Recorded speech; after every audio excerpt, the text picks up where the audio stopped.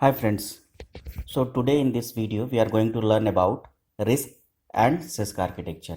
So the first thing is RISC, reduced instruction set computers, and complex instruction set computer, and what are the differences between these two types of computer. Basically this is the variation, the difference between these two are on the basis of the architecture design of that particular microprocessor or the machine. Before understanding about risk and six, हम लोग risk और six के architecture के पीछे जो चीज़ें काम करती है वो सारी चीज़ों को एक बार समझ ले। तो पहली चीज़ होती है वो होता है इंस्ट्रक्शन सेट। और पिछले वीडियो में हम लोगों ने इंस्ट्रक्शन सेट के बारे में पढ़ा था, इंस्ट्रक्शन सेट के फॉर्मेट्स के बारे में समझा था। तो बेसिकली कि इंस्ट्रक्शन सेट किस तरीके के होंगे उस पर डिपेंड करेगा रिस्क आर्किटेक्चर और सिस्क आर्किटेक्चर। वहीं जो दूसरी इंपॉर्टेंट चीज है वो है hardwired control unit and micro programmed control unit. जब हम लोग हार्डवायर्ड कंट्रोल यूनिट की बात करते हैं या हार्डवायर्ड आर्किटेक्चर की बात करते हैं, तो हार्डवायर्ड आर्किटेक्चर होता है यानी जो भी इंस्ट्रक्शन हमें एग्जीक्यूट कराने हैं उसके लिए हमारे पास एक प्रॉपर सर्किट है। जैसे अगर हम लोग बात करें कि हमें एडिशन का टास्क परफॉर्म करना है, so we have full adder और हाफ एडर सर्किट। और जैसे हम लोग बात करते हैं कि हमें एक सब्सट्रैक्शन का टास्क एग्जीक्यूट कराना है, तो हमारे माइक्रो प्रोसेसर और मशीन में क्या होगा, एक हाफ सब्सट्रैक्टर या फुल सब्सट्रैक्टर होगा। वहीं पे जब हम लोग माइक्रो प्रोग्राम्ड कंट्रोल यूनिट की बात करते हैं तो वहां पे हम लोग हार्डवेयर पे डिपेंडेंसी को कम करके हमारी डिपेंडेंसी माइक्रो प्रोग्राम पे हो जाती है, जिसको हम लोग यहाँ पे सॉफ्टवेयर भी कह सकते हैं। माइक्रो प्रोग्राम हम लोग इसलिए कहते हैं क्योंकि वो बेसिकली माइक्रो प्रोसेसर्स के लिए लिखे जाते हैं, that's why we called micro programmed. So जब हम लोग माइक्रो प्रोग्राम्ड यूनिट की बात करते हैं तो वहां पे किसी भी टास्क को एग्जीक्यूट कराने के लिए सर्किट्स पे डिपेंडेंसी कम होके सॉफ्टवेयर पे यानी माइक्रो प्रोग्राम्स पे डिपेंडेंसी हो जाती है। लेट सपोज कि अगर हमें मल्टीप्लिकेशन का टास्क एग्जीक्यूट कराना है तो हमारे पास मल्टीप्लिकेशन की सर्किट अवेलेबल नहीं है, लेकिन अगर हम लोग इसी टास्क को शिफ्ट और ऐड प्रोग्राम को यूज करके हम लोग मल्टीप्लिकेशन का टास्क एग्जीक्यूट करा सकते हैं। So this is basically hardwired control unit और hardwired machine and micro program controlled machine. अब ये दोनों चीजें मैंने आपको क्यों बताई इंस्ट्रक्शन सेट फॉर्मेट के बारे में, तो इंस्ट्रक्शन सेट फॉर्मेट के बारे में हम लोग ऑलरेडी डिस्कस कर चुके हैं कि किसी भी मशीन को या किसी भी माइक्रो प्रोसेसर को जब लॉन्च किया जाता है तो उसके साथ उसके इंस्ट्रक्शन फॉर्मेट्स साथ साथ रिलीज किए जाते हैं। और वो जो इंस्ट्रक्शन फॉर्मेट्स होते हैं वो डिपेंड करते हैं इंस्ट्रक्शन सेट पे कि किस तरह के इंस्ट्रक्शंस उस मशीन के साथ इंट्रोड्यूस किए गए हैं। और उनके फॉर्मेट्स वेरिएबल लेंथ के भी हो सकते हैं और सेम लेंथ के भी हो सकते हैं, वो डिपेंड करेगा मशीन पे कि वो मशीन कैसा है। Now let's start with six architecture, the complex instruction set computer. So basically six stands for complex instruction set computer, and mostly Intel and AMD CPU are based on CISC architecture. The 86 architecture is based on CISC architecture, जो आप लोग हमेशा देखते हो 86 family. So that's 86 family microprocessor based on CISC architecture. Whereas also the another microprocessor which are available in market that is AMD, it's also based on the CISC architecture. जब हम लोग six architecture या six chips की बात करते हैं तो यहाँ पे डिफरेंट और कॉम्प्लेक्स टाइप के इंस्ट्रक्शन होते हैं। डिफरेंट और कॉम्प्लेक्स टाइप्स के इंस्ट्रक्शन कहने का मतलब यहाँ जो इंस्ट्रक्शन का फॉर्मेट होगा वो अलग अलग तरीके का हो सकता है, कोई एक तरीके का प्रॉपर इंस्ट्रक्शन नहीं होगा, डिफरेंट टाइप के फॉर्मेट्स हो सकते हैं। और जो इंस्ट्रक्शंस होंगे वो भी कॉम्प्लेक्स नेचर के होंगे। कॉम्प्लेक्स नेचर कहने का मतलब है कि जब किसी इंस्ट्रक्शन को डिकोड किया जाएगा तो डिकोड करने के बाद उससे कुछ और नए इंस्ट्रक्शन जनरेट हो सकते हैं, जिसको हम लोग कहते हैं चाइल्ड प्रोसेस क्रिएट करना ऑपरेटिंग सिस्टम में। खैर, so basically the philosophy behind it is that hardware is always faster than software. Therefore, one should make a powerful instruction set which provides programmers with assembly instruction to do a lot of with short programs. तो simply जो CISC architecture होता है वो six architecture based होता है hardware based, यानी जो मैंने अभी आपको बताया hard wired programmed controlled unit. तो सिस्क आर्किटेक्चर की फिलॉसफी होती है कि ज्यादा से ज्यादा डिपेंडेंसी हमारी हार्डवेयर पे रहे, तो हम छोटे छोटे भी इंस्ट्रक्शन अगर लिखेंगे जो कि कॉम्प्लेक्स हो सकते हैं, जो बेसिकली और वो जो इंस्ट्रक्शंस होंगे वो पावरफुल इंस्ट्रक्शन होंगे। तो बेसिकली जब हम लोग बात करें कि जब हम लोग सिस्क चिप को यूज करते हैं और इसको कंपेयर करें सिस्क चिप से, तो यहाँ पे ये स्लो होंगे।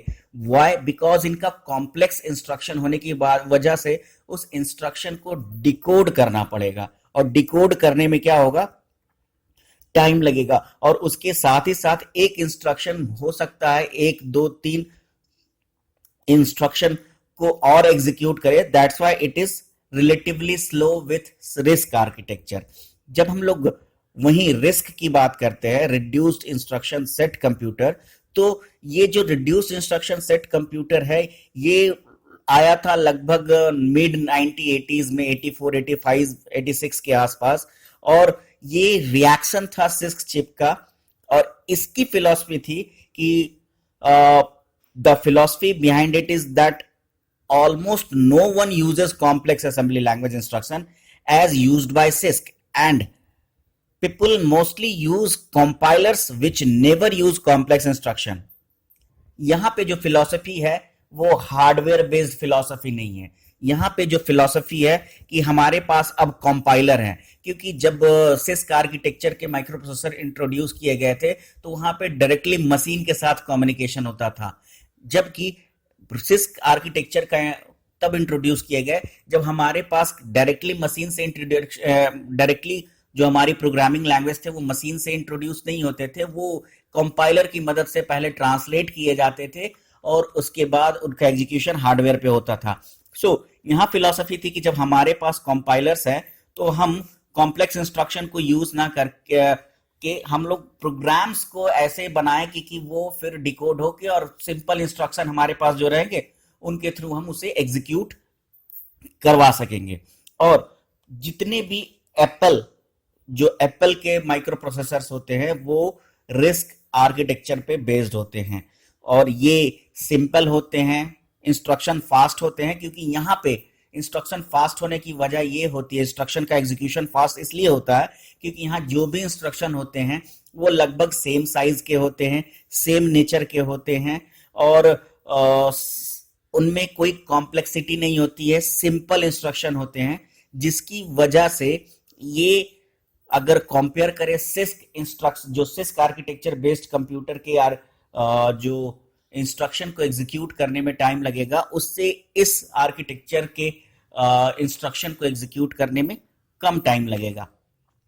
अब यहाँ पे थोड़ा दोनों को कंपेयर करने की कोशिश करें तो हमारे पास यहाँ पे कुछ पॉइंट्स है। तो पहला पॉइंट हमारा ये है कि there is still considerable controversy among expert about which architecture is better. Some says that RISC is cheaper and faster and therefore the architecture of the future, whereas other note by making the hardware simpler, RISC put a greater burden on software.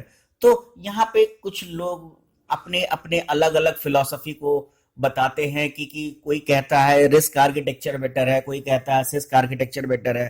तो जब हम लोग बात करें अगर कि risk architecture cheaper है, faster है, तो ये बेटर है, लेकिन कोई कहता है कि जब हम लोग रिस्क आर्किटेक्चर यूज करते हैं तो हमारी सॉफ्टवेयर पे डिपेंडेंसी बढ़ जाती है और हमारा सॉफ्टवेयर कॉम्प्लेक्स नेचर का हो जाता है। वहीं पे जब हम लोग सिस्क आर्किटेक्चर की बात करते हैं तो हमारा सॉफ्टवेयर का जो नेचर होता है वो कॉम्प्लेक्स कम होता है, क्योंकि जो हमारा इंस्ट्रक्शन सेट्स है वो ऑलरेडी कॉम्प्लेक्स है, तो जो प्रोग्राम लिखना है वो सिंपल होना चाहिए। तो कहीं ना कहीं अगर हम लोग इंस्ट्रक्शन को कॉम्प्लेक्स करते हैं तो हमारा प्रोग्राम सिंपल होगा, और अगर हमारा प्रोग्राम सिंपल होगा तो हमारा इंस्ट्रक्शन कॉम्प्लेक्स होगा। तो फिलॉसफी है, अलग अलग तरह की फिलॉसफी है, बट आज के डेट में ये दोनों आर्किटेक्चर मार्केट में अवेलेबल है और दोनों आर्किटेक्चर को यूज किया जा रहा है। Now when we talk about CISC microprocessor characteristics, तो सिस्क माइक्रो प्रोसेसर की जो इंस्ट्रक्शन होते हैं वो एक्सटेंसिव इंस्ट्रक्शन होते हैं, कॉम्प्लेक्स नेचर के होते हैं, बट efficient machine instruction होते हैं, micro encoding of machine instruction, extensive addressing capabilities for memory operation. These architecture have different type of addressing modes, जैसा कि हम लोगों ने पिछले वीडियोस में देखा समझा था. immediate mode है, direct mode है, register mode है, register indirect mode है. So there are various type of addressing modes capabilities in CISC microprocessor architecture. Registers कम होते हैं यहाँ पे अगर कंपेयर करें रिस्क आर्किटेक्चर से, लेकिन जो इंस्ट्रक्शंस के नंबर होते हैं वो ज्यादा होते हैं. जैसा कि मैंने आपको बताया था कि जब MMX माइक्रो प्रोसेसर इंट्रोड्यूस किया गया था तो वहां पे केवल मल्टीमीडिया के लिए 286 इंस्ट्रक्शन इंट्रोड्यूस किए गए थे माइक्रो प्रोसेसर के साथ. और जो इंस्ट्रक्शन का लेंथ होता है वो वेरिएबल होता है.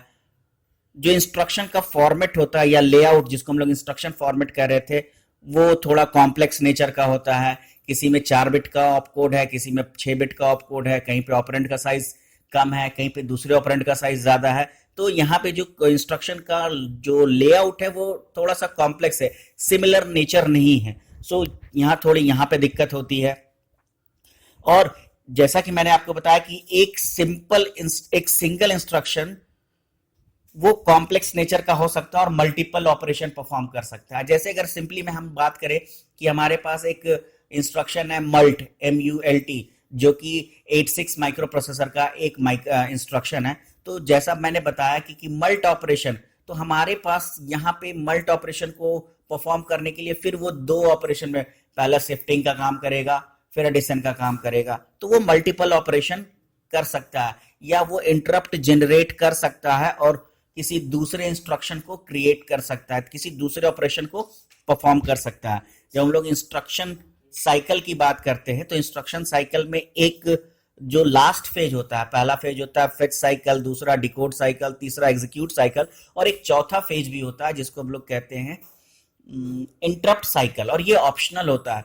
तो कोई इंस्ट्रक्शन हो सकता है इंटरप्ट जनरेट करे, और इंटरप्ट जनरेट करने का मतलब है कि कोई एक और ऑपरेशन परफॉर्म होगा, और वो ऑपरेशन जब परफॉर्म होगा तब फिर पिछला ऑपरेशन कंप्लीट होगा.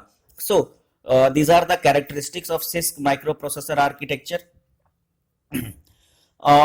ये इसका एक इशू है कि यहाँ पे जो सिस्टम डाउन होता है, वो मैं आपको पहले ही इसके बारे में बता चुका हूँ कि यहाँ पे जो सिस्टम की स्पीड होती है वो थोड़ी सी इफेक्टेड होती है due to the complex instruction nature. Instruction का जो इंस्ट्रक्शन फॉर्मेट्स होते हैं और इंस्ट्रक्शन सेट्स होते हैं वो थोड़ा कॉम्प्लेक्स नेचर के होते हैं. दैट्स व्हाई हमारा सिस्टम थोड़ा स्लो हो सकता है in comparison with risk architecture. वहीं पे अगर हम लोग रिस्क प्रोसेसर को कंपेयर करें CISC से, तो रिड्यूस इंस्ट्रक्शन सेट जो होते हैं, यहाँ पे सबसे पहला इंस्ट्रक्शन सेट होते हैं वो बहुत कम होते हैं, कॉम्प्लेक्स नहीं होते हैं और सिंपल इंस्ट्रक्शन होते हैं. हार्ड वायर्ड कंट्रोल यूनिट होता है. और मशीन इंस्ट्रक्शन की बात करते हैं, एड्रेसिंग स्कीम, एड्रेसिंग मोड्स कम होते हैं, complicated architecture, less complicated architecture and hardwired are small but complete instruction set. इसके अलावा जैसा कि मैं बताया, हार्डवायर्ड नेचर अगर होगा तो फास्टर होगा, सिंपल इंस्ट्रक्शन होगा तो एग्जीक्यूट फास्ट होगा, कॉम्प्लेक्स इंस्ट्रक्शन होगा एग्जीक्यूशन लेट होगा, माइक्रो प्रोग्राम्ड होगा तो थोड़ा सा डिले होगा. यहाँ पे डायरेक्टली हार्डवेयर की बात कर रहे हैं तो फास्टर होगा. और हर एक इंस्ट्रक्शन केवल एक टास्क परफॉर्म करेगा, जैसे कि CISC में एक इंस्ट्रक्शन एक से ज्यादा टास्क भी परफॉर्म कर सकता है, वो इंटरप्ट जनरेट कर सकता है. सारे इंस्ट्रक्शन सेम साइज के होंगे.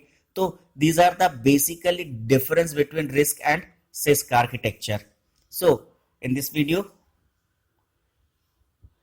नेक्स्ट वीडियो में मिलते हैं हम लोग. Thank you.